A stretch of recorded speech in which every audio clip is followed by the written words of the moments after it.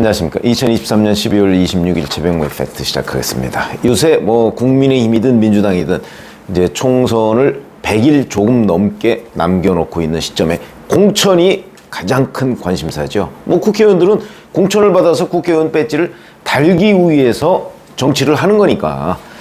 자, 그런데 이제 이낙연 신당, 뭐 이제 이번 주 지나면 이제 내년입니다. 그래서 1월 초에 신당의 로드맵을 발표하겠다 이렇게 얘기를 한 적이 있었죠. 신당을 만들겠다는 게 아니고 만들 계획을 발표한다는 뜻입니다. 계획 발표하고 이제 창당 작업이야 지금 뭐 진행되고 있는 거고. 그리고 나서 그럼 실제 창당을 할 것이냐?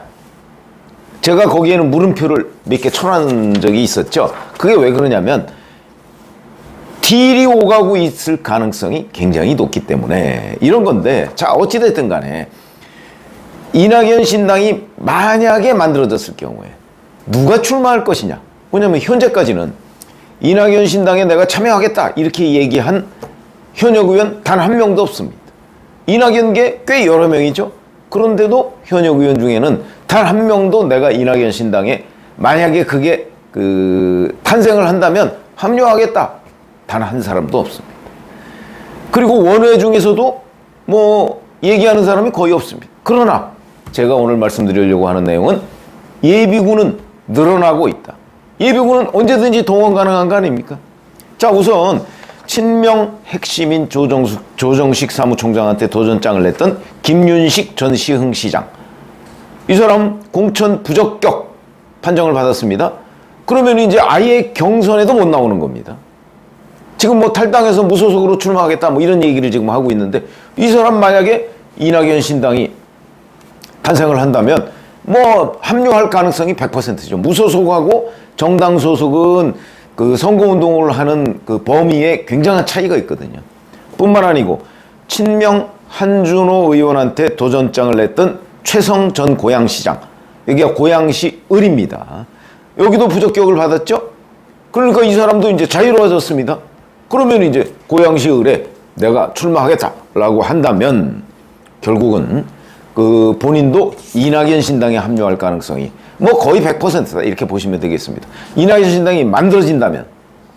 그리고 이번에는 또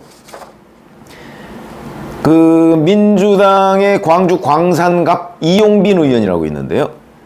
어제 민주당 의원 단체 텔레그램 방에 포스터를 하나 올렸다고 합니다. 그 포스터의 제목이 이거죠. 민주당 호남 친명 출마자 추천 명단.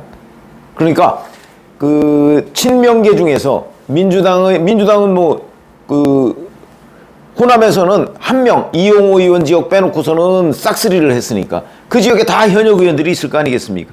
그 지역에 도전하는 친명계 원외 명단 대부분은 다 원외고 한 명만 원내입니다. 김의겸 의원 군산에.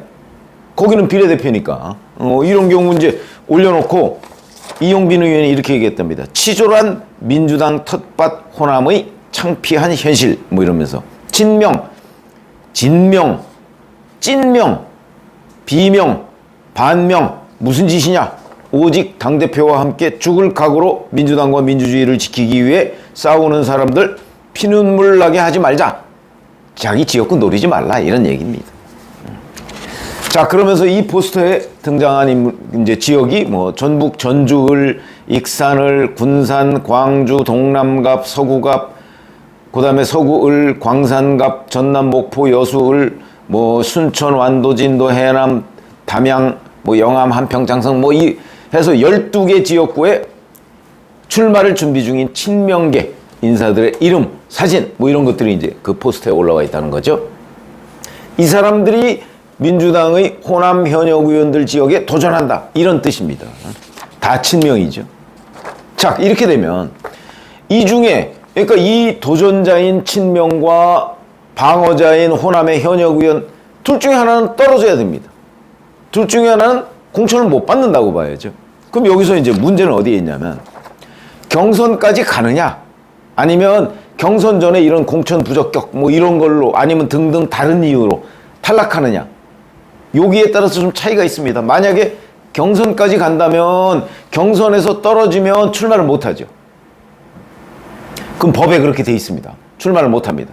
그런데 경선까지 가지 않고 이렇게 뭐 공천 부적격이나 아니면 경선 직전에 뭐 이탈을 한다든가 그러면 출마할 수 있습니다. 근데 제가 보기에 이 정당의 여론조사 경선 이런 것들은 사실은 뭐 마사지라고 한다고 했죠. 조작이 꽤 있습니다. 그래서 상황이 좀 불리하다 싶으면 아예 경선에 참여를 안 합니다. 뭔가 의심스러우면. 그게 이제 뭐 여론조사 할 때 뭐 예를 들어서 그 뭐 전화번호를 뭐 어디로 연결시켜 놓는다든가 왜 과거에 그런 거 굉장히 많았지 않습니까? 그러니까 뭔가 의심스럽다 싶으면 이 사람들이 대거 경선하에 불참을 선언하고 별도로 뭐 출마를 선택할 가능성이 있는데 이 사람들이 바로 이낙연 신당의 예비군들이 될 가능성이 대단히 높다. 예를 들어서 12명 포스터를 올려놨는데 이 12명의 현역 의원이 만약에 다 탈락한다고 하면 그 12명은 그냥 포기한다? 그 중에 몇 명은 포기할 수 있지만 대부분은 다시 재출마할 가능성이 있다. 그 재출마는 어느 당으로? 이낙연 신당으로. 만약에 이낙연 신당이 없다. 이제 탄생하지 않는다. 그러면 아마 무소속으로 출마, 뭐 국민의힘으로 출마할 가능성은 없고 무소속으로 출마하게 될 것이다. 이렇게 보는 게 상식이고 이런 일들은요 과거에도 늘 있었습니다. 그러니까 이낙연 전 대표처럼 정치를 오래 한 사람은 어떤 일이 벌어질지 내년 2월쯤에 가면 어떤 일이 벌어질지 벌써 딱 예상을 하고 있죠. 그러니까 그걸 이제 언론계 기자들 표현으로는 이삭줍기라고 얘기합니다. 추수하고 나면 거기에 떨어진 이삭들이 굉장히 많죠. 공천하고 나면 뭐 경선에서 탈락한 건 어쩔 수가 없고 그렇지 않고 뭐 공천 부적격 아니면 다른 등등의 이유로 이제 이탈했던 사람들 이 사람들 모아서 정당을 하나 만들어도 될 정도입니다. 그때는 이제 현역 배지는 달고 있으니까 그러니까 이 사람들을 쭉 모아서 이 사람들 중에 또 경쟁 중에 있는 사람들 꽤 있습니다. 예를 들어서 호남을 한번 잠시 생각해 보시죠. 현역 의원들이 만약에 친명 원외하고 경쟁을 했는데 공천 부적격이나 아니면 다른 이유로 출마를 못하게 됐다. 친명 원외가 공천을 받게 됐다. 그러면 경선에 이 사람이 아예 들어가지 않고 이탈을 하면 출마를 가능합니다. 그러면 결국 그 지역에서는 민주당 친명계 그 원외 이 사람하고 민주당이었던 현역 의원 이 사람하고 경쟁 1, 2등 다툴 겁니다. 이러면 상당수가 현역 의원 프리미엄이 있으니까 상당수가 당선될 수도 있다. 될 수도 있답니다. 안 될 가능성이 제가 보기엔 더 높다고 보지만 여하튼 뭐 호남에서 이재명 대표인 민주당이 뭐 이렇게 압도적 더군다나 이 사람들은 내가 당선되면 민주당으로 다시 들어가서 뭐 이렇게 얘기할 거거든요. 그러면 호남에 있는 유권자들 입장에서는 뭐 이 사람이나 민주당이었다가 나와서 현역 의원을 하고 있는 사람 그 다음에 이재명 친명계라고 하는 사람 별 차별화가 안 됩니다. 그렇기 때문에 유권자들이 현역 의원을 찍어줄 수도 있는 거죠. 지금까지의 프리미엄이 있으니까. 자 이런 점에서 본다면 이 사람들이 다 예비군입니다. 이낙연 신당의 예비군. 그래서 현재 이낙연 신당에 합류한다는 현역 의원이나 아니면 원에 뭐 가시적으로 드러난 사람 아무도 없지만 그러나 만약에 이낙연 신당이 뜬다. 이렇게 되면 거기에 합류할 사람들은 1월에 일부, 2월이면 훨씬 더 많아질 것이다. 민주당의 공천 작업이 굴러가면 굴러갈수록 그쪽에 합류할 사람이 많다. 그래서 제가 예비군들 꽤 많다. 그러면 이제 문제는 이낙연 신당은 정말 뜰 것이냐. 이게 문제가 되죠. 제가 여러 차례 말씀을 드렸습니다. 오늘 보니까 이재명 대표가 이에 대한 대안으로 이낙연, 김부겸, 정세균 이 세 총리를 한꺼번에 공동선대위원장으로 위촉하는 방안 이걸 검토하고 있다. 이런 보도가 있더라고요. 이렇게 되면 이낙연 신당은 그냥 무산되는 것인가? 아니지요. 이거 저는 안 받을 거라고 봅니다. 이낙연 전 대표. 왜? 선대위원장이 무슨 의미가 있습니까? 지금 이낙연 전 대표가 노리고 있는 거는 공천권 지분입니다. 그러니까 비명계가 지금 대거 친명의 도전을 받고 지금 나가 떨어질 판인데 그거를 지켜줘야 할 책무가 이낙연 전 대표한테 있는 거고 지켜주기 위한 방안의 하나가 바로 지금 말씀드린 신당입니다. 신당으로 압박을 해야 이재명 대표가 경계를 하겠죠? 아니 이낙연 신당 예를 들어서 수도권에서 그 수도권이 121개인데 여기에 한 50개만 공천을 한다. 이낙연 신당에서. 이낙연 신당 후보가 아무리 못해도 각 지역구마다 2, 3천 표씩은 가져갈 거 아니겠습니까? 그 2, 3천 표 중에 대부분은 호남표일 가능성이 있거든요. 수도권은 늘 1,000표, 2,000표 사이에서 당락이 결정이 됩니다. 그렇게 되면 이낙연 신당의 후보들이 민주당 표를 많이 가져가서 결국은 국민의힘한테 어부지리를 안길 가능성이 대단히 높죠. 이걸 이재명 대표로서는 경계해야 됩니다. 국민의힘이 이준석 신당을 무서워하는 이유, 이준석을 무서워해서가 아니고 이준석 신당에 공천을 받고 나온 사람이 1,000표, 2,000표라도 가져가면 국민의힘 후보가 위험해질 수 있다는 것을 경계하는 거죠. 그래서 이준석을 밉더라도 끌어안아야 된다. 왜냐면 신당 못 만들게. 이런 얘기인데 이걸 그대로 옮겨가면 민주당에도 똑같습니다.